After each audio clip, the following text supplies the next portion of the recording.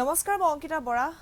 ই news এনিৰ এক বিশেষ অনুষ্ঠানলৈ আপোনালোক সকলোকে স্বাগতম জনাইছো আজি আমাৰ ষ্টুডিঅত এগৰাকী বিশেষ অতিথি উপস্থিত আছে মন্ত্ৰী সঞ্জয় কিষাণ ডাঙৰীয়া আজি আমাৰ মাজত উপস্থিত আছে আপোনাক স্বাগতম জনাইছো ই নিউজ এনিৰ এই বিশেষ অনুষ্ঠানৰ মাজলৈ আমি যথেষ্ট কথা পাতিম আজি ৰাজনৈতিক দিশটোৱে হওক বা কাম কিদৰে কৰা হৈছিল এই বিজেপিৰ কাৰ্যকালত আসলতে সেই সকলোবোৰ দিশ আমি আজি পৰ্যালোচনা কৰিম কিছু কথা পাতিম ঘৰুৱাকৈ আজি কথা পাতিবলৈ চেষ্টা কৰিম সাধাৰণভাৱে কোনো প্ৰশ্নবান আসলতে আপোনালৈ নিদু কিন্তু প্ৰথমতে আপোনাক স্বাগতম পুনৰবাৰ জনাইছো আৰু কালি যেহেতু বিজেপিৰ কাৰ্যনিৰ্বাহক অনুষ্ঠিত হৈ গৈছে সেই সন্দৰ্ভত আপোনালোকৰ এতিয়া নতুন পৰিকল্পনা কেনেকুৱা আছে কালি দিনটোত কি ধৰণৰ আলোচনা হৈছে মই প্ৰথমে এনে পৰিয়ালৰ সকলোকে আন্তৰিকতাৰে শুভেচ্ছা জ্ঞাপন কৰিছো আজি পবিত্ৰ খ্ৰীষ্টমাছ গতিকে খ্ৰীষ্টমাছৰ শুভেচ্ছা জ্ঞাপন কৰিছো যোৱাকালি আমাৰ কাৰ্যনিৰ্বাহক সভা সমাপ্ত হৈছে আৰু আসলতে এই কাৰ্যনিৰ্বাহক সভাখনত বিতংভাৱে আমাৰ সাংগঠনিক দিশৰ ওপৰতে আলোচনা কৰা হ'ল আৰু এই কাৰ্যনিৰ্বাহক সভাত আসলতে আমাৰ প্ৰত্যেকটো ডিষ্ট্ৰিক্টৰে আমাৰ যিসকল কাৰ্যকৰ্তা ৰাজ্যিক কমিটিৰ সকলো বিষয়ববীয়া আৰু আমাৰ জিলা সমিতিৰ সভাপতিসকল উপস্থিত আছিলে আৰু বিশেষভাৱে নতুনকৈ দায়িত্ব দিছে প্ৰভাৰী হিচাপে পাণ্ডা ডাঙৰীয়া আৰু শৰ্মা ডাঙৰীয়া তেখেতসকলো এই গোটেই দুদিনীয়া কাৰ্যসূচী তেখেতসকলে উপস্থিত থাকি গোটেই বিষয়বিলাকৰ ওপৰত তেওঁলোকে অধ্যয়ন কৰিলে তেওঁলোকে মাৰ্গদৰ্শনো দিলে গতিকে ক'বলৈ গ'লে আমাৰ 2021 চনৰ যি নিৰ্বাচন ইয়াৰ ৰণকৌশলো আসলতে আমাৰ এই কাৰ্যনিৰ্বাহক সভাৰ যোগেদি আমি আৰম্ভ কৰিলোঁ বুলি ক'ব পাৰি আৰু লগতে মাননীয় মুখ্যমন্ত্ৰী সৰ্বানন্দ সোণোৱাল ডাঙৰীয়া মাননীয় স্বাস্থ্য কাৰ্যকৰী মন্ত্ৰী ডক্টৰ হেমন্ত বিশ্ব শৰ্মা ডাঙৰীয়া মাৰ্গদৰ্শন দিছে বিভিন্ন বিষয়বিলাকৰ ওপৰত সূক্ষ্মভাৱে ইয়াতে বিতংভাৱে আলোচনা কৰা হ'ল মুঠতে 21 নিৰ্বাচনৰ বাবে আপোনালোক সম্পূৰ্ণ সাজু কিন্তু বৰাকত কি অনুষ্ঠিত কৰা হ'ল নিশ্চয়তে আমি আমাৰ ব্ৰহ্মপুত্ৰ ভেলীত আমি বাৰে বাৰে আমি কাৰ্যনিৰ্বাহক কৰিছোঁ কিন্তু বৰাক উপত্যকাত কৰা হোৱা নাছিল আৰু যিহেতু এইবাৰ আমাৰ দলৰ স্থিতি বৰাক উপত্যকাটো যথেষ্ট শক্তিশালী আৰু সেয়েহে তাত এটা ভাল পৰিৱেশ সৃষ্টি হ'ল আমাৰ এই কাৰ্যনিৰ্বাহকৰ যোগেদি এটা ভাল পৰিৱেশ আহিলে আৰু বৰাক উপত্যকাৰ সকলো জাতি জনগোষ্ঠীৰ লোকে এইবাৰ আসলতে ভাৰতীয় জনতা পাৰ্টিৰ সপক্ষে সকলোৱে ওলাই আহিছে আপোনালোকে দেখিছে যে আমাৰ চৰকাৰ অহাৰ পাছত বৰাক উপত্যকাৰ এটা আমূল পৰিৱৰ্তন আহিছে আটাইতকৈ ডাঙৰ পৰিৱৰ্তনটো হৈছে এইটো যে এটা সময় আছিলে যে বৰাক বুলি ক'লে যেন তেওঁলোকেও চিন্তা কৰিবলৈ বাধ্য হৈছিলে তেওঁলোকে ভাবিছিলে যে আমি অসমৰ বাহিৰত ক'ৰবাত যদি তেওঁলোকে ইয়ালৈ আহে গুৱাহাটীলৈ আহে তেতিয়াহ'লে তেওঁলোকে কৈছিলে যে আমি অসমলৈ যাওঁ এনেকুৱা এটা পৰিস্থিতি এটা পৰিৱেশ সৃষ্টি কৰি দিয়া হৈছিলে যে তেওঁলোকে কিবা অলপ বেলেগ আৰু সেই পৰিস্থিতি সেই পৰিৱেশ সম্পূৰ্ণভাৱে নাইকিয়া হ'ল আপোনালোকে জানে যে মুখ্যমন্ত্ৰী ডাঙৰীয়া সদায় বৰাক ব্ৰহ্মপুত্ৰৰ কথা কৈ আছে পাহাৰ ভৈয়ামৰ কথা কৈ আছে আমি একেটা পৰিয়ালৰ কথা কৈ আছে আৰু সেই কথাখিনি ইতিমধ্যে বাস্তৱিত হৈছে আৰু যিহেতু সঘনাই আমাৰ মন্ত্ৰীসকলে বৰাকলৈ গৈছে বিভিন্ন ডেভেলপমেণ্টৰ ওপৰত কথাবিলাক চিন্তা কৰি পেলাই কামবিলাক বাস্তৱিত কৰিছে বিশেষকৈ ৰাস্তা পদূলিৰ ক্ষেত্ৰত বৰাক এনেকুৱা এটা পৰিস্থিতিত লৈ যোৱা হৈছিলে যাতে ৰাস্তা পদূলিবিলাক সম্পূৰ্ণভাৱে বিধ্বংস হৈ পৰি আছিলে মানুহ অহা যোৱাটোৱে মেইনলি এটা ডাঙৰ মানে অসুবিধাৰ সৃষ্টি হৈছিলে আৰু সেইবিলাক এতিয়া যিহেতু আমাৰ কেইবাজনো তাতে যিসকল বিধায়ক আছে বা আমাৰ পৰিমল দা আছে তেখেতসকলে আন্তৰিকতাৰে কামবিলাক কৰিবৰ কাৰণে আৰম্ভ কৰাৰ পাছত খুব কম সময়ৰ ভিতৰতে এই 4 বছৰৰ ভিতৰতে যথেষ্ট এটা পৰিৱৰ্তন বৰাকবাসী দেখা পাইছে আৰু সেইকাৰণে যথেষ্ট উৎসাহ আছে আমি এই যি দুদিনীয়া কাৰ্যসূচী আমি সমাপ্ত কৰিলোঁ তাতে আমি দেখিছোঁ মানুহৰ যিটো উৎসাহ বৰাকবাসীৰ যিটো উৎসাহ আৰু ইয়াত নিশ্চিত হৈছোঁ যে আমি যোৱা দিনবিলাকতকৈ আমি 2021ত এটা অতি খুব ভাল এটা সন্তোষজনক আমি এটা ফলাফল তাত পাবৰ কাৰণে হয় নিশ্চয় আৰু বৰাকত আচলতে অসমীয়া ভাষাটোক লৈ এতিয়া বিভিন্ন প্ৰশ্ন উত্থাপিত হয় আৰু বিশেষকৈ বৰাকক লৈ বহু কথা আহে আচলতে অসমীয়া ভাষাটো তাত নাজানে ক'ব নাজানে তাত সুৰক্ষিত নহয় সেই ক্ষেত্ৰত আপুনি কি ক'ব সঁচাকৈ নিশ্চয়তে এনেকুৱা এটা পৰিৱেশ তাত দীৰ্ঘদিনীয়া হৈ গ'ল যাৰ কাৰণে অসমীয়া ভাষাটো এটাৰ পৰা প্ৰায় নোহোৱা নিচিনা পৰিৱেশ এটা হৈছিল আমি যেহেতু এতিয়া এই কামবিলাক আৰম্ভ কৰিব লাগিব অসমৰ সকলো জাতি জনগোষ্ঠীৰ নিজৰ ভাষা ভাষীৰ লগতে অসমীয়া জাতিটোক অসমীয়া ভাষাটোক অসমীয়া ভাষা সংস্কৃতিক আমি সঠিকভাৱে আমি বিশ্ব দৰবাৰত প্ৰতিষ্ঠা কৰিব লাগিব তো নিশ্চয়তে আমি ভাবিছোঁ যে তেওঁলোকৰ নিজৰ ভাষা ভাষীৰ লগতে অসমীয়া ভাষাটো বৰাকত নিশ্চয় প্ৰতিষ্ঠা লাভ কৰিব যেহেতু তেনেকৈ ধৰণৰ পৰিৱেশ এটা ইতিমধ্যে তাত সৃষ্টি হৈছে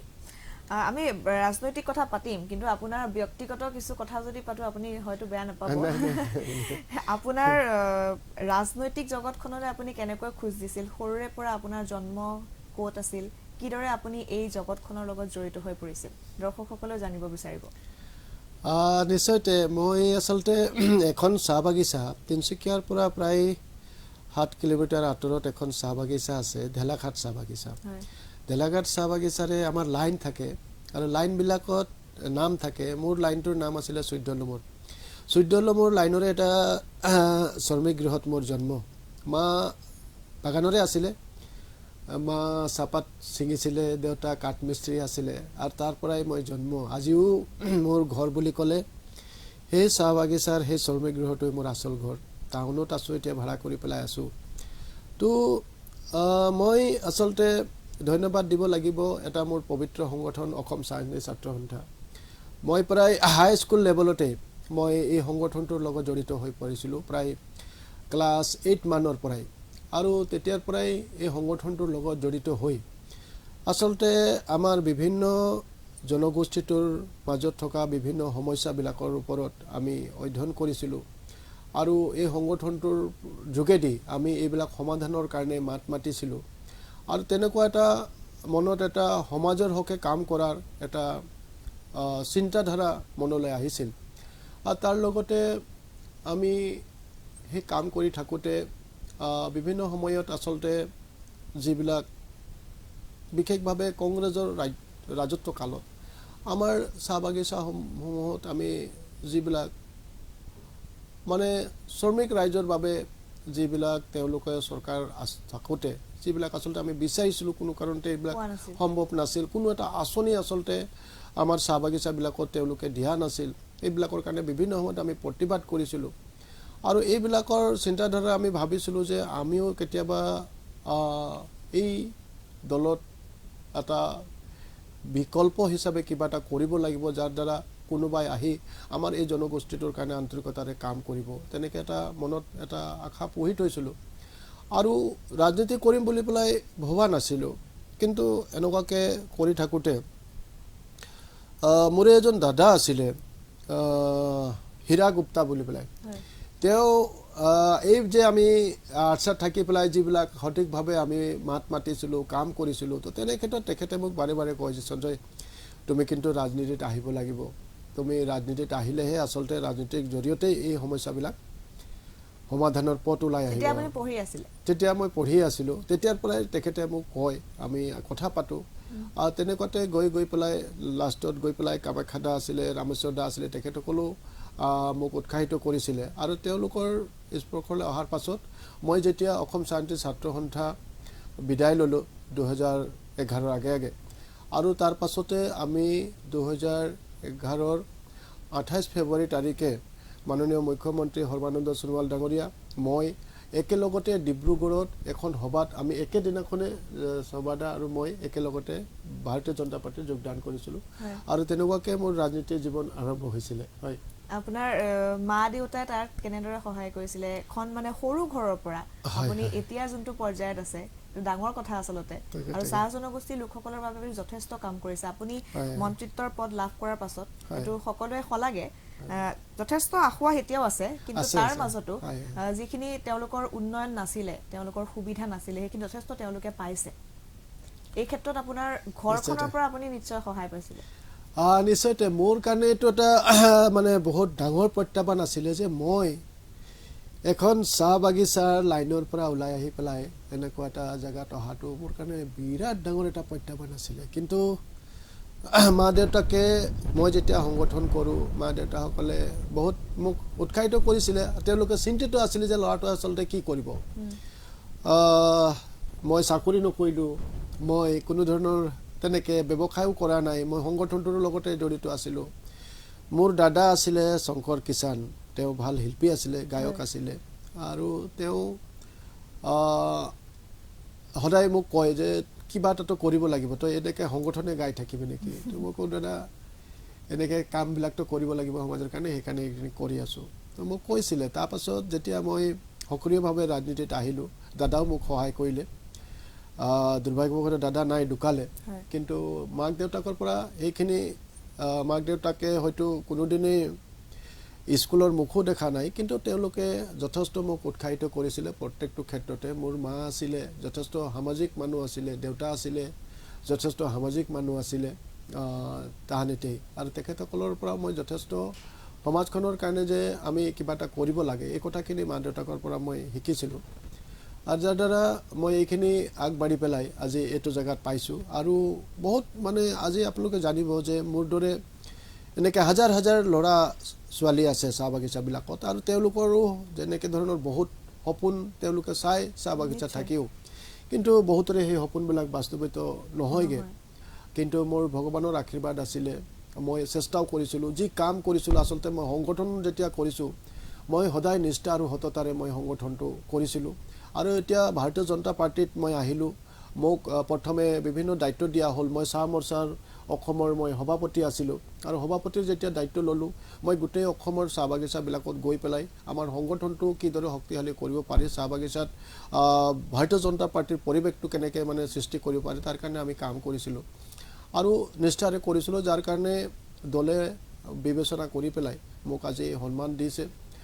সঁচাকৈ মই আজিও আচৰিত হওঁ যে মই সেই জেগাৰ পৰা আহি পেলাই আজি মই বিধায়ক হ'লোঁ। আজি লগতে মই একদিনো মুখ্যমন্ত্ৰী ডাঙৰীয়াক বা কাকো মই কোৱা নাই যে মোক কিবা মন্ত্ৰীটো লাগে, মই ভবাও নাছিলোঁ। কিন্তু নভবা নিচিন্তাকৈ মই এটা ফোন পালোঁ যে মই কিবা ৰাজভৱনলৈ যাব লাগে। মই তেতিয়া তিনিচুকীয়াতে আছিলোঁ, মই আচৰিত হৈছোঁ, মই একেবাৰে ভবা নাছিলোঁ। কিন্তু সেই ফোনটো পালোঁ, মুখ্যমন্ত্ৰী ডাঙৰীয়াই নিজেই ক'লে যে তুমি আহিব লাগিব, ক'ত আছা? মইতো ক'লোঁ দাদা মই মোৰ সমষ্টিতে আছোঁ। নাই তুমি আহিব লাগিব, কালি বোলে তোমাৰ শপত গ্ৰহণ ল'ব লাগিব। মই আচৰিত হৈছিলোঁ, আৰু আহি পেলাই মই শপত গ্ৰহণ ল'লোঁ। মই বহুত কথা জানো এনেকুৱাও নহয়, বহুত কথা মই শিকিবলগীয়া হৈছে। আৰু আমাৰ যিটো লেবাৰ ডিপাৰ্টমেণ্ট, সঁচাকৈ যোৱা দিনবিলাকত ইয়াত আচলতে যিদৰে ইয়াক সক্ৰিয় কৰি তুলিব লাগিছিলে যোৱা চৰকাৰবিলাকৰ সময়ত, ইয়াক তেনেকৈ ধৰণৰ কৰা নহ'ল। আৰু আমি এতিয়া আহি পেলাই ইয়াক অলপ সক্ৰিয়তাৰে আমাৰ কামবিলাক, যিহেতু ইয়াত এনেকুৱা এটা কাম কৰোঁ আমি, যিসকলে নিজৰ তেজক পানী কৰি পেলাই শ্ৰমৰ জৰিয়তে যিসকলে অসমৰ ডেভেলপমেণ্টৰ কাৰণে তেওঁলোকে কিবা এটা কৰি আছে, অৰিহণা আছে তেওঁলোকৰ, আৰু তেওঁলোকৰ অধিকাৰ, তেওঁলোকৰ কামখিনি কৰিবৰ কাৰণে আমাৰ লেবাৰ ডিপাৰ্টমেণ্টটো। তো গতিকে অন্যান্য ডিপাৰ্টমেণ্টতকৈ আমাৰ ডিপাৰ্টমেণ্টৰ মই ভাবোঁ যে আমাৰ অলপ দায়িত্বটো, কৰ্তব্যটো অধিক বেছি। কিন্তু মই যেতিয়া আমাৰ ডিপাৰ্টমেণ্টৰ কিছুমান কাৰ্যালয়বিলাকত যাওঁ, ন' ডাউট যে কিছুমান ভাল অফিচাৰ আছে, তেওঁলোকে আন্তৰিকতাৰে কৰিব বিচাৰে, কিন্তু বহুত এনেও অফিচাৰ আছে যিবিলাকে আচলতে এই যে দায়িত্বটো, ডিউটিটো আছে, তেওঁ ডিউটিটো আহিছে এনেকৈ ধৰণৰে আছে। তেওঁলোকে এই যিটো চিন্তা, যিটো ডিপাৰ্টমেণ্ট তেওঁ কাম কৰিছে, তেওঁ অকল দৰমহাটোৰ কাৰণে নহয়, যিটো ডিপাৰ্টমেণ্টত কাম কৰিছে তাত হাজাৰ হাজাৰ শ্ৰমিকবিলাকে তেওঁলোকৰ তেজক পানী কৰি পেলাই যে অসমৰ উন্নতিৰ কাৰণে কাম কৰিছে, আৰু তেওঁলোকে বিভিন্ন প্ৰকাৰে তেওঁলোকে বঞ্চিত আছে, আৰু সেইসকলক আমি আইনগত হিচাপে তেখেতসকলক সেই অধিকাৰটো দিবৰ কাৰণে মই এই চকীখনত বহিছোঁ। এই চিন্তাটো যেতিয়ালৈকে নাহিব, তেতিয়ালৈকে আচলতে এই ডিপাৰ্টমেণ্টটো আচলতে সক্ৰিয়ভাৱে আগনাবাঢ়িব। আচলতে প্ৰত্যেকে যদি এনেকৈ ভাবে তেনেহ'লে নিশ্চয় অসমৰ উন্নতি নোহোৱা নহয়। এতিয়া বহু এনে লোক আছে, আপুনি আচলতে যিখন ঠাইৰ পৰা আহিছে, যিখন ঘৰৰ পৰা আহিছে, আপুনি সেই ষ্ট্ৰাগলটো কৰি আহিছে, আৰু সেইবাবে আপুনি অনুভৱ কৰিছে সেই ব্যক্তিসকলৰ কথা, আৰু সেইবাবে বহুতে আচলতে সেইটো বুজি নাপায়। আৰু এটা প্ৰসংগ, আচলতে ব্যক্তিগত কথাও পাতিম, কিন্তু আটছাই মাত্ৰ কেইদিনমান পূৰ্বে ডিচেম্বৰৰ 14 তাৰিখেও প্ৰতিবাদ সাব্যস্ত কৰিছে। তেওঁলোকৰ দাবী সকলোৱে জানে, তেওঁলোকৰ মজুৰি বৃদ্ধি 351 টকা, জনজাতিকৰণ আৰু মাটিৰ পট্টা। এই সন্দৰ্ভত কেনেদৰে আগবাঢ়িছে কাম? নিশ্চয়তে মাটিৰ পাট্টা ইতিমধ্যে মই তেখেতসকলৰ লগতো আলোচনা কৰিছোঁ। মাটিৰ পাট্টা আমাৰ চৰকাৰৰ সময়তে ইতিমধ্যে বিশেষভাৱে আমাৰ চাহ জনগোষ্ঠী আদিবাসী লোকৰ কাৰণে আমি প্ৰথমে এই বাট মুকলি কৰি দিছোঁ। ইতিমধ্যে আমাৰ চাহ অধিকৃত অঞ্চলবিলাকত যিমানবিলাক আমাৰ চাৰ্কুল অফিচাৰ আছে, সকলোবিলাক চাৰ্কুল অফিচাৰতে চাৰ্কুল অফিচাৰ আৰু এজন ৰেভিনিউ যিজন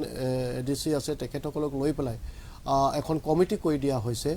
লোকেল বিধায়কজন তাত থাকে আৰু তাতে তেওঁলোকে সিদ্ধান্ত গ্ৰহণ কৰিব পাৰে যে চাহ জনগোষ্ঠী বা আদিবাসী লোকসকলে যেতিয়া মাটিৰ বাবে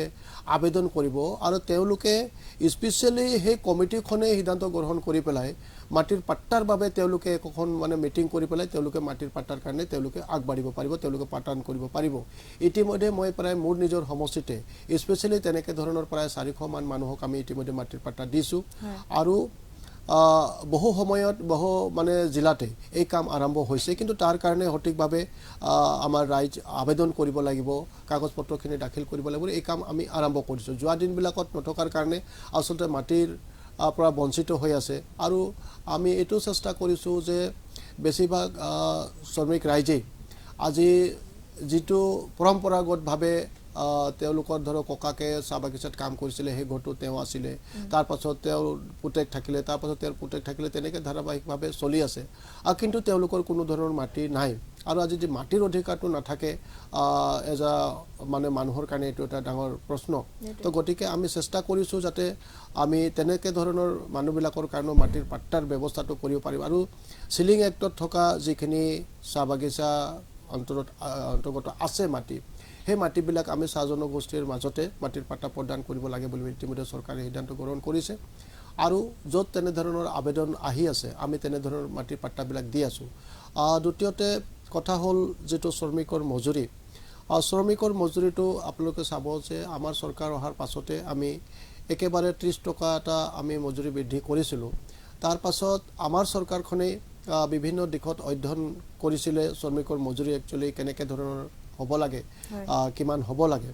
আৰু তাতে অধ্যয়ন কৰাৰ পাছত এটা কথা আহিছিলে যে শ্ৰমিকৰ মজুৰিটো অন্ততঃ 351 টকালৈ আহিব লাগে বুলি পেলাই পল্লৱলোচন দাস ডাঙৰীয়া তেতিয়া শ্ৰম মন্ত্ৰী আছিলে আপোনালোকে জানে যে আচলতে এই মজুৰিটো বৃদ্ধি হোৱাৰ ক্ষেত্ৰত আমাৰ মালিক পক্ষ ট্ৰেড ইউনিয়ন আৰু চৰকাৰ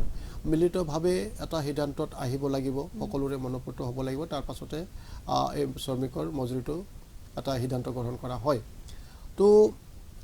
যেতিয়া এই অধ্যয়নবিলাক কৰা হ'ল নিশ্চয়তে মালিক পক্ষই আমাক যি ধৰণৰ সহযোগিতা কৰিব লাগে তেওঁলোকে বিভিন্ন সময়ত তেওঁলোকে কৰ্ডলৈ যায় আইনগত হিচাপে তেওঁলোকে আগবাঢ়ে তেনে ক্ষেত্ৰত বুজাপৰাৰ মাজতে এইটো হ'ব তো তাৰ পাছত প্ৰচেছটো চলি আছে আমি আকৌ নতুন এখন একজনীয়া কমিটি কৰা হ'ল চিফ ছেক্ৰেটাৰীক দিয়া হৈছিলে তেওঁ এটা অধ্যয়ন কৰি পেলাই তেওঁ এটা প্ৰপ'জেল এটা দিছে আৰু সেই প্ৰপ'জেলটো ইতিমধ্যে আমি যিবিলাক মালিক গোষ্ঠী আছে তেখেতসকলক আমি দিছোঁ আৰু ট্ৰেড ইউনিয়নবিলাকক দিছোঁ যে আমাৰ অধ্যয়নৰ মতে এনেকৈ ধৰণৰ এটা আমি পাইছোঁ তো গতিকে ইয়াৰ ওপৰত আপোনালোকে বিবেচনা কৰি পেলাই আমাক এটা আপোনালোকৰ ফালৰ পৰা এটা পৰামৰ্শ দিব ইতিমধ্যে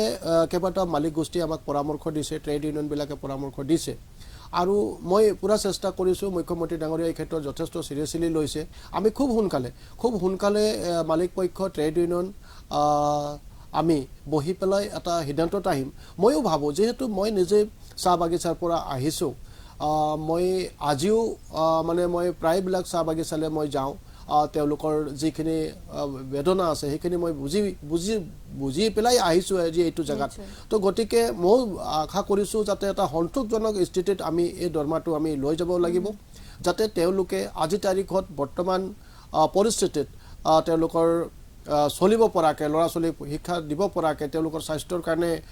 যিখিনি লাগে সেইখিনি প্ৰয়োজন হোৱাকৈ তেওঁলোকে যাতে এটা সন্মানজনক স্থিতিত আমি দৰমহাটো তেওঁলোকক কৰি দিব পাৰোঁ তাৰ কাৰণে চেষ্টা আমাৰ অব্যাহত আছে আৰু মই আশা কৰিছোঁ যে খুব সোনকালে এইটো আমি কেৱল ভোটৰ অংকত আচলতে এই কথাবিলাক চিন্তা কৰা নাই আমি আন্তৰিকতাৰে এই কথাবিলাক চিন্তা কৰিছোঁ আমাৰ দায়িত্ব আছে বুলি পেলাই আমি এই কথাবিলাক চিন্তা কৰিছোঁ ভোটৰ অংকত আমি এইবিলাক কথা চিন্তা কৰা নাই আৰু আমি ভাবিছোঁ যে অসম চাহ জয়ন্তী ছাত্ৰ সন্থা যিদৰে এই কথাবিলাক কৈ আছে তেখেতসকলৰ লগত আমি একমত আছোঁ তেখেতসকলে আমাক সহযোগিতা কৰক যাতে আমি এনেকুৱাকৈও হ'ব নালাগে যে আজি আমি বহুত কিবা প্ৰেছাৰ দি পেলাই আমি এটা পৰ্যায়লৈ আমি দৰমহাটো আমি সিদ্ধান্ত লৈ ল'লোঁ কালি যদি কোনোবা এটা মালিক গোষ্ঠীয়ে কয় যে নাই এনেকুৱা হ'লে মানে আমি বাগান চলাব নোৱাৰিম আমি বাগান বন্ধ কৰিব লাগিব তেতিয়াও এটা হাহাকাৰ পৰিস্থিতি হ'ব এই গোটেই কথাবিলাক আমি চালি জাৰি চাই পেলাই আমি এটা সিদ্ধান্তত আহিব বিচাৰিছোঁ যাতে মালিক গোষ্ঠীকো আমি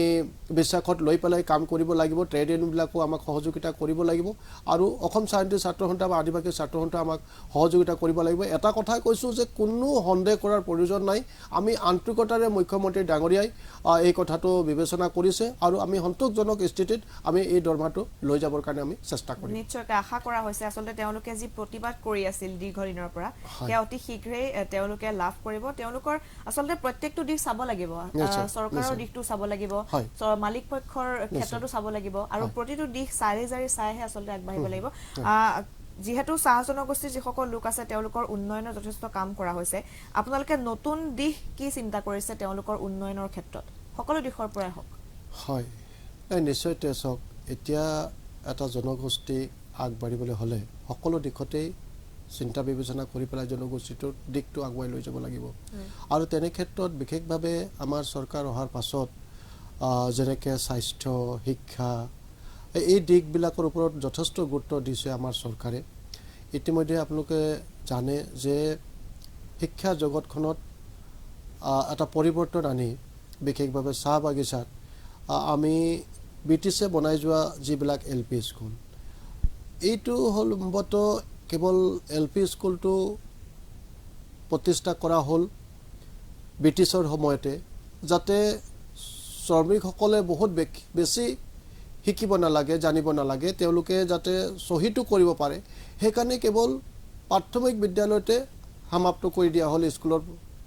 ব্যৱস্থাটো আৰু তাৰ পৰা আজিলৈকে মানে চৰকাৰ বহুত আহিলে বহুত গ'ল কিন্তু তেওঁলোকে এই শিক্ষাৰ পৰিৱেশটো বাগানত যে আৰু কৰিব লাগে কথা চিন্তা নকৰিলে আমাৰ চৰকাৰে কিন্তু অহাৰ আগতে আমি কৈছিলোঁ প্ৰতিশ্ৰুতি দিছিলোঁ যে আমি শিক্ষাৰ ক্ষেত্ৰত এটা পৰিৱৰ্তন আনিম আমি স্কুল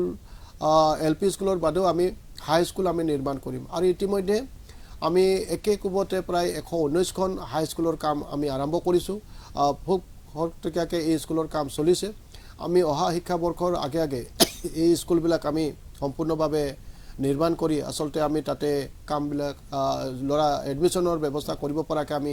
স্কুলবিলাক আমি আগুৱাই লৈ গৈছোঁ তো এইটো এটা ডাঙৰ এটা পৰিৱৰ্তন মানে শিক্ষাৰ ক্ষেত্ৰত চাহ বাগিচাত আমি আৰম্ভ কৰিছোঁ আৰু আশা কৰিছোঁ যে ইয়াৰ পৰা যথেষ্ট আমাৰ ল'ৰা ছোৱালীবিলাক উপকৃত হ'ব কাৰণ আপোনালোকে জানিব যে এখন চাহ বাগিচা ভিতৰুৱা এখন চাহ বাগিচাত যেতিয়া কোনোবাই ME স্কুলত পাছ কৰিলে তেওঁ হাই স্কুলত যাব লাগে তেওঁ বাছেৰে যাব লাগে বা চাইকেল এখন লাগে আৰু মাক দেউতাকৰ চাইকেল কিনি দিব পৰা বা ডেইলি বাছেৰে গ'লে হয়তো মানে 2-300 টকা খৰচ হ'ব সেই 2-300 টকা গোটাই দিয়াটো মাক দেউতাকৰ কাৰণে এটা ডাঙৰ প্ৰশ্ন হৈ পৰে যথেষ্ট কষ্টকৰ হৈ পৰে আৰু যাৰ কাৰণে কিছুমান ল'ৰা ছোৱালী আধাতে তেওঁলোকৰ শিক্ষা জীৱনটো সাঙুৰিবলগীয়া হয় এনেকৈ বহুত উদাহৰণ পাব আপুনি আৰু সেইকাৰণে আমি এতিয়া আৰম্ভ কৰিছোঁ আমাৰ যথেষ্ট 800তকৈ অধিক চাহ বাগিচা আছে গতিকে ইতিমধ্যে আমি 119খন চাহ বাগিচাত আমি এই কাম আৰম্ভ কৰিছোঁ গতিকে এখন হাই স্কুলত কেইবাখনো চাহ বাগিচা ল'ৰা ছোৱালীয়ে শিক্ষা গ্ৰহণ কৰিব পাৰিব ওচৰে ওচৰিকে তো গতিকে খুব ভাল ৰাইজে আমাক সহযোগিতা কৰিছে যথেষ্ট উৎসাহ আছে আমাৰ ল'ৰা ছোৱালীবিলাক আৰু অহা 2021ৰ ভিতৰতে এই স্কুলবিলাক সম্পূৰ্ণভাৱে তাত ক্লাছ আৰম্ভ হ'ব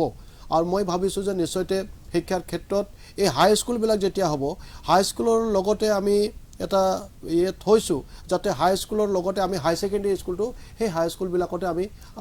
বনাব পাৰোঁ আমি নিৰ্মাণ কৰিব পাৰোঁ আৰু তেনেকৈ প্ৰভিজন থৈ আমি হাই স্কুলবিলাক বনাইছোঁ তো গতিকে নিশ্চয়তে আমি আৰম্ভ অন্তত কৰিছোঁ যাতে শিক্ষাৰ পৰিৱেশৰ ক্ষেত্ৰত আমাৰ অন্যান্য জাতি জনগোষ্ঠীৰ লগতে আমাৰ এই সমাজখনো চাহ জনগোষ্ঠী আদিবাসী সমাজখনো যাতে সমানভাৱে আগবাঢ়িব পাৰে আৰু ইতিমধ্যে দেখিছে যে বহুত কষ্ট কৰি পেলাই আমাৰ ল'ৰা ছোৱালীবিলাকে কিন্তু ইতিমধ্যে শিক্ষাৰ ক্ষেত্ৰত আগবাঢ়িছে আজি ইঞ্জিনিয়াৰে কওক বা ডক্টৰে কওক কিছুমান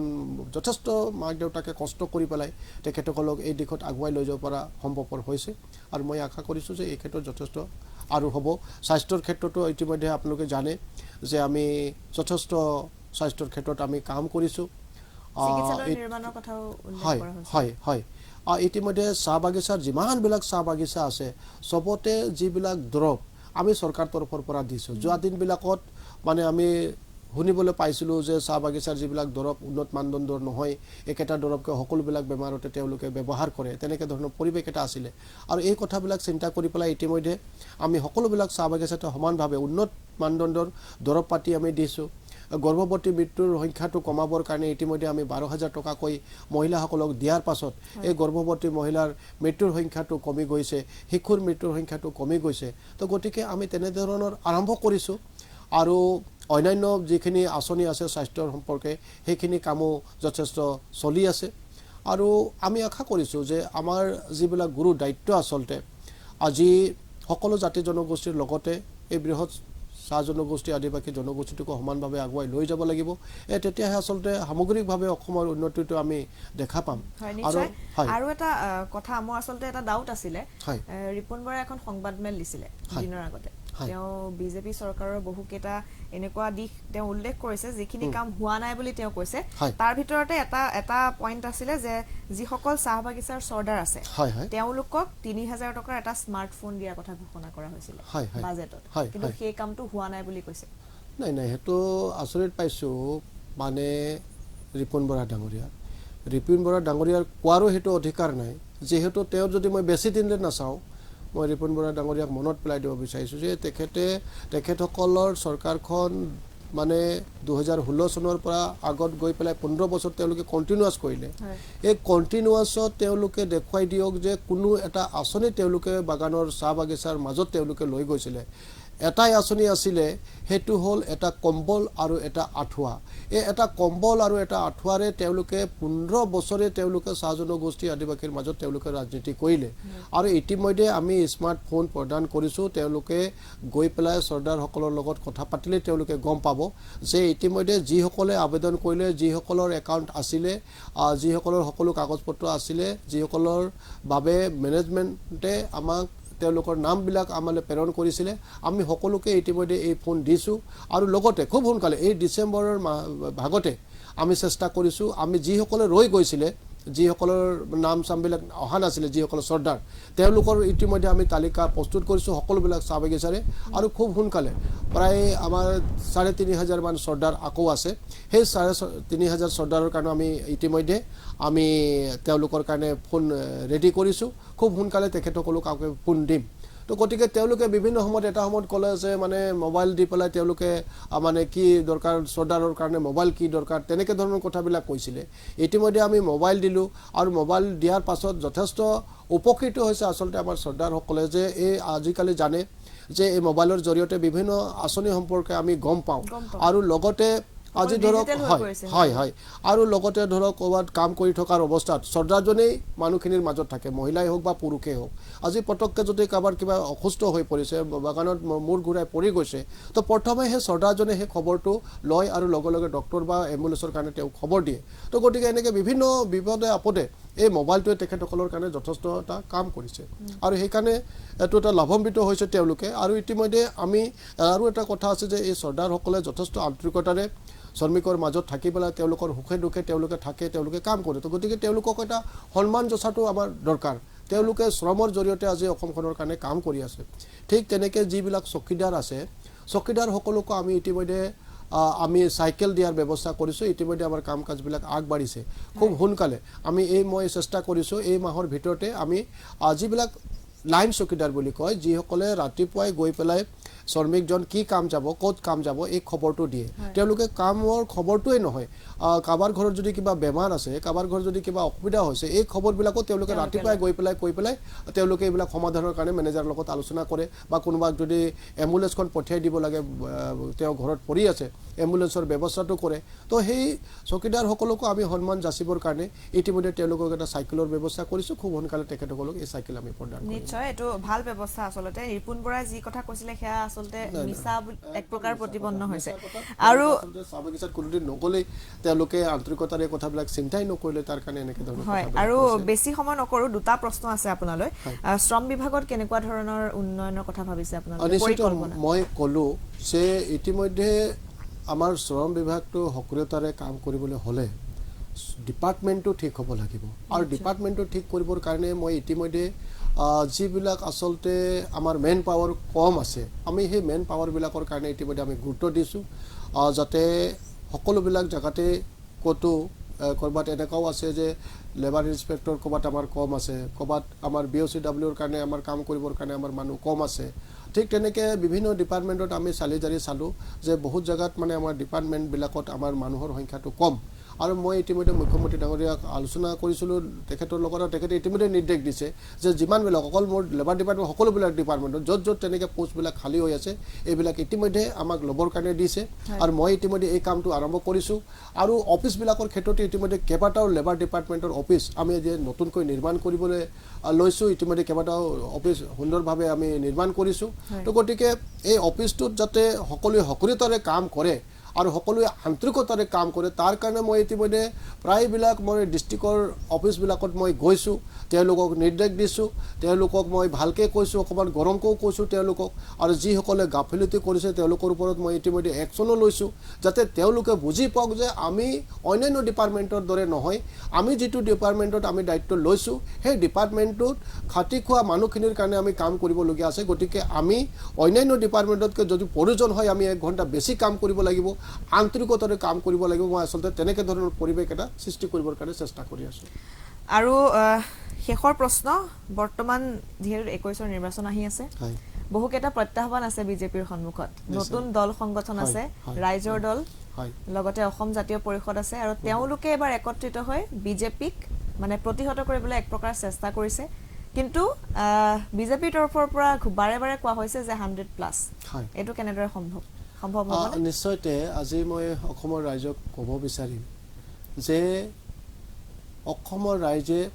কোনো কাৰণতেই আৱেগৰ বশীভূত হৈ পেলাই কাম নকৰে। যোৱা দিনবিলাকতো কৰা নাই আৰু আগন্তুক দিনতো নকৰিব, সেয়া আমাৰ পূৰা বিশ্বাস আছে। ইতিমধ্যে আন্দোলনে আমাক বহুত কথাই শিকাই গ'ল।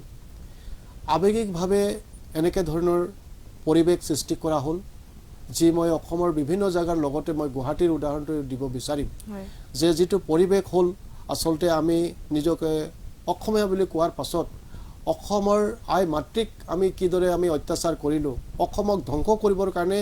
যিদৰে আমি এটা পৰিৱেশ সৃষ্টি কৰিলোঁ, আৰু এই পৰিৱেশৰ লগত যিবিলাকে সদায় অসমৰ ভাষা সংস্কৃতিৰ বিৰোধে যিবিলাক কাম কৰে সেইবিলাক মানুহে সক্ৰিয়ভাৱে আহি পেলাই ইয়াত ভূমিকা পালন কৰিলে। আৰু তেনে ক্ষেত্ৰত অসমৰ মানুহে কি পালে? তেওঁলোকে ক'লে যে ইয়াত হাজাৰ হাজাৰ হিন্দু বাংলাদেশী আহি পেলাই আমাৰ মাটি বাৰী লৈ ল'ব, আমাৰ ঘৰ বাৰী লৈ ল'ব, আমাৰ ভাষা সংস্কৃতিক নিক্ষেপ কৰি দিব। সেই কথাটো আজি তেওঁলোকে কোৱা প্ৰায় 6-7 মাহ হ'ল। আৰু তাৰ বিনিময়ত কি হ'ল? এজনে গৈ পেলাই ৰাজ্যসভাৰ সদস্য বা কিবা লাভ কৰিলে, আৰু অন্যতো বাকী মানুহে একো ৰিজাল্ট নাপালে। কোনো কাৰণতে আজি মই যিখন সমষ্টিত থাকোঁ তাতো এজনো বিদেশী তেওঁলোকে দেখুৱাই দিব নোৱাৰিব, না গাঁৱত দেখুৱাই দিব পাৰিব, না আমাৰ চহৰত দেখুৱাই দিব পাৰিব। তো গতিকে তেওঁলোকে আৰু একেকেইটা কথা কৈ পেলাই তেওঁলোকে আকৌ এতিয়া ইতিমধ্যে সেই নেতাসকলে ইতিমধ্যে এটা ৰাজনীতিৰ দল তেওঁলোকে গঠন কৰিলে। তো গতিকে তেওঁলোকৰ কথাখিনি ইতিমধ্যে স্পষ্ট হৈ পৰিছে যে আজি ভাৰতীয় জনতা পাৰ্টীয়ে সকলো জাতি জনগোষ্ঠীক লৈ পেলাই, সকলো আঞ্চলিকতাবাদৰ কথাবিলাক চিন্তা কৰি পেলাই, সকলো সৰু বৰ সকলো জাতি জনগোষ্ঠীকে সমান অধিকাৰ সমানভাৱে সন্মান জনাই পেলাই আজি সৰ্বানন্দ সোণোৱাল ডাঙৰীয়া আমাৰ মুখ্যমন্ত্ৰী ডাঙৰীয়াই কাম কৰি আছে। আৰু আজি সকলোৰে বিশ্বাস জন্মিছে। আজি আপোনালোকে চাব যে আজি সকলো জাতি জনগোষ্ঠীৰ মাজত আমাৰ যিটো সমন্বয়, আমাৰ যিটো একতা, এই অধিক শক্তিশালী ৰূপত আমি আজি আগবঢ়াই লৈ গৈছোঁ। আজি যোৱা দিনবিলাকৰ দৰে কাৰো মাজত কোনো ধৰণৰ সংঘাত নাই, কাৰো মাজত বিশ্বাস নাই। আমি সকলোৱে একেলগতে কাম কৰিছোঁ। সৰুতকৈ সৰু জাতি এটাক আজি মুখ্যমন্ত্ৰী ডাঙৰীয়া সম্পূৰ্ণভাৱে গুৰুত্ব প্ৰদান কৰি পেলাই তেওঁলোকৰ ভাষা সংস্কৃতিৰ ক্ষেত্ৰতে হওক বা তেওঁলোকৰ অন্যান্য যিখিনি দাবী দাবা আছিলে সেইবিলাকৰ ক্ষেত্ৰতে হওক আন্তৰিকতাৰে আমি কাম কৰিছোঁ। আজি মানে অসম বাংলাদেশৰ বৰ্ডাৰৰ কথা কোৱা হৈছিলে, আজি ইতিমধ্যে আমি এই কাম সমাপ্তৰ দিশত আমি আগবাঢ়িছোঁ। ঠিক তেনেকৈ অন্যান্য আজি যিসকল শ্বহীদ পৰিয়াল আছিলে তেওঁলোকক আজি আমাৰ চৰকাৰে উপযুক্তভাৱে তেওঁলোকৰ পৰিয়ালক সন্মান যাচিবৰ কাৰণে আমাৰ চৰকাৰে আগবাঢ়ি গৈছে। তো গতিকে আজি কোনো ধৰণৰ তেওঁলোকে যিবিলাক কথা কৈছে সেইবিলাক আচলতে অসমৰ ৰাইজে কোনো কাৰণতে পতিয়ন নাযায়। আমি অসমৰ প্ৰত্যেকটো জাতি জনগোষ্ঠীৰ হকে আন্তৰিকতাৰে কাম কৰিছোঁ। কোনো এটা জাতিৰ অন্তৰত আঘাত হানিব পৰা আমাৰ মুখ্যমন্ত্ৰী ডাঙৰীয়াই কাম নকৰে মুখ্যমন্ত্ৰী ডাঙৰীয়াৰ এইখন চৰকাৰে কাম নকৰে আৰু সকলো জাতি জনগোষ্ঠীকে সমানভাৱে লগত লৈ পেলাই অসমখনক বিশ্ব দৰবাৰত শক্তিশালী ৰূপত প্ৰতিষ্ঠা কৰিবৰ কাৰণে আমাৰ চৰকাৰে যিহেতু কাম কৰি গৈছে আগন্তুক দিনতো কাম কৰি যাব আৰু ইয়াৰ ওপৰতে বিশ্বাস ৰাখি আজি আপোনালোকে দেখিছে যে আজি তিৱা কালি পৰহি নিৰ্বাচন হৈ গৈছে আমি কিদৰে আমি তাত মানে তেওঁলোকৰ জনগোষ্ঠীৰ ওপৰত আমাৰ দলটোৰ কাৰণে কিমান সন্মান আছে কিমান শ্ৰদ্ধা ভক্তি আছে এইটো এটা আমি প্ৰমাণ পাইছোঁ বড়োলেণ্ডতো আমি ঠিক তেনেকৈ ধৰণৰ আমি প্ৰমাণ পাইছোঁ তো গতিকে আমিতো ৰিজাল্টবিলাক পাই আছোঁ আৰু ইয়াৰ পৰা অসমৰ ৰাইজে বুজি পাইছে যে আচলতে আমি যিবিলাক কাম কৰিছোঁ কৰ্মৰ ওপৰতে তেওঁলোকে আমাক 2021 চনত আমাক তেওঁলোকে আগবঢ়াই লৈ যাব এইটো আমাৰ পুৰা বিশ্বাস আছে নতুন দলে আপোনালোকক প্ৰতিহত কৰিব নোৱাৰে নাই মইতো কৈছোঁ যে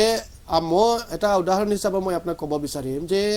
যোৱা পঞ্চায়ত নিৰ্বাচন যেতিয়া হৈছিলে পঞ্চায়ত নিৰ্বাচন হৈ যাওঁতে মাননীয় লুৰিণজ্যোতি গগৈ ডাঙৰীয়া মোৰ নিজৰ বিধানসভা সমষ্টিৰে লাইপুলি যিটো পঞ্চায়ত আছে লাইপুলি পঞ্চায়ততে তেওঁৰ ঘৰ আৰু যেতিয়া পঞ্চায়ত নিৰ্বাচন হৈছিলে আচৰিত ধৰণেৰে তেওঁ মিটিং কৰি পেলাই তাত মানে সকলোকে আহ্বান জনাইছিলে যে বিজেপিক কোনো কাৰণতেই ভোট দিব নালাগে বিজেপিক ভোট দিব নালাগে মানে তেওঁ ইনডাইৰেক্টলি কৈছিলে কংগ্ৰেছক ভোট দিব লাগে কিন্তু আপুনি খবৰ ল'ব যে আমি লাইপুলি পঞ্চায়তটো বৃহৎ সংখ্যক ভোটত আমি পঞ্চায়তটো আমি দখল কৰিলোঁ আৰু আটাইতকৈ ডাঙৰ কথা যে সেই পঞ্চায়ত দখল কৰি পেলাই যিটো পঞ্চায়ত অফিচত আমি লাইপুলিবাসী ৰাইজৰ বাবে ডেভেলপমেণ্টৰ কাম কৰোঁ তেওঁলোকৰ আন্দোলনকাৰীয়ে মানে লুৰিণজ্যোতিৰ নেতৃত্বতে ক'ব পাৰি যে তেওঁলোকে পঞ্চায়ত অফিচটো আমাৰ জ্বলাই দিলে তো গতিকে এইবিলাক কথাটো মনত থৈছে লুৰিণজ্যোতিৰ নেতৃত্বত আন্দোলন কৰা আন্দোলনকাৰীসকলে মোৰ কেহেং চাহ বাগিচাৰ এজন বৃদ্ধা লোকক তেওঁ বেচেৰা কাম কৰে আৰু টাউনতে এটা কিতাপৰ দোকান আছিলে তাতে তেওঁ থাকে ৰাতিটো মালিকে তেওঁক তাতে থাকিবলৈ ব্যৱস্থা কৰি দিছিলে ৰাতি সেই আন্দোলনকাৰীসকলে এই দোকানখন জ্বলাই দিলে যাৰ কাৰণে সেই মোৰ কেহেং চাহ বাগিচাৰ এজন মানুহ জিন্দা জ্বলি শেষ হৈ গ'ল তেওঁৰ মৃত্যু হ'ল তো গতিকে এইবিলাক কথাটো নিশ্চয় আমাৰ ৰাইজে মনত থৈছে লুৰিণজ্যোতি ডাঙৰীয়া যিমানেই যি কথা কওক কিন্তু তেওঁলোকে যে এইবিলাক ভুল কৰি থৈ গ'ল আৱেগিকভাৱে এনেকৈ ধৰণৰ পৰিৱেশবিলাক তেওঁলোকে সৃষ্টি কৰিলে ইয়াৰ উত্তৰটো নিশ্চয় তেওঁলোকে পাব তো গতিকে তেওঁলোকে যিমানেই যি কথা কওক গতিকে অসমৰ মানুহে এইবিলাক কথা বুজি পাইছে এতিয়া আৱেগিকভাৱে কোনো কথাই তেওঁলোকে মানুহৰ মাজলৈ লৈ যাব নোৱাৰিব তো গতিকে মানুহ সাজু হৈছে মানুহে অসমৰ উন্নতিটো বিচাৰিছে মানুহে অসমত শান্তিটো বিচাৰিছে মানুহে অসমৰ মাজত সমন্বয় বিচাৰিছে আৰু এইবিলাকৰ কাৰণে মানুহে ভাৰতীয় জনতা পাৰ্টিৰ সপক্ষে 2001ত তেওঁলোকৰ মতামত আগবঢ়াব নিশ্চয় যথেষ্ট সকলোৱে আশা কৰিছে আৰু আমিও আশা কৰিছোঁ 21ৰ নিৰ্বাচন এবাৰ কিছু ব্যতিক্ৰম হ'ব আমি নিজে দেখিবলৈ পাম কিন্তু আজি আপোনালোকৰ কথা পাতি যথেষ্ট ভাল লাগিল ব্যক্তিগত জীৱনৰ পৰা ৰাজনৈতিক জীৱনৰ প্ৰতিটো কথা আমি পাতিলোঁ আৰু ই নিউজ এনিলৈ অহাৰ বাবে আপোনাক পুনৰবাৰ বহুত বহুত ধন্যবাদ জ্ঞাপন কৰিছোঁ মই পুনৰবাৰ আপোনালোকৰ সকলোকে আপোনালোকৰ পৰিয়ালৰ সকলোকে মই অশেষ ধন্যবাদ দিছোঁ শুভেচ্ছা দিছোঁ যাতে আপোনালোকে নিৰপেক্ষভাৱে শক্তিশালী ৰূপত কাম কৰক যাৰ দ্বাৰা অসমৰ ৰাইজে উপকৃত হ'ব পাৰিব ধন্যবাদ নিশ্চয় ধন্যবাদ জ্ঞাপন কৰিছোঁ আৰু এয়া আছিল সঞ্জয় কিষাণ ডাঙৰীয়া মন্ত্ৰী অসমৰ আৰু তেখেতৰ লগত আমি কথা পাতিলোঁ যথেষ্ট ভাল লাগিল ৰাজনৈতিক দিশৰ পৰা ব্যক্তিগত প্ৰতিটো কথা পাতি আজি তেওঁৰ লগত দৰ্শকসকলে দেখিলে তেওঁৰ লগত আমি কথা পাতিলোঁ গতিকে আজিৰ বিশেষ অনুষ্ঠানৰ পৰা এই মুহূৰ্তত মই অংকিতাই বিদায় ল'ব লাগিব ধন্যবাদ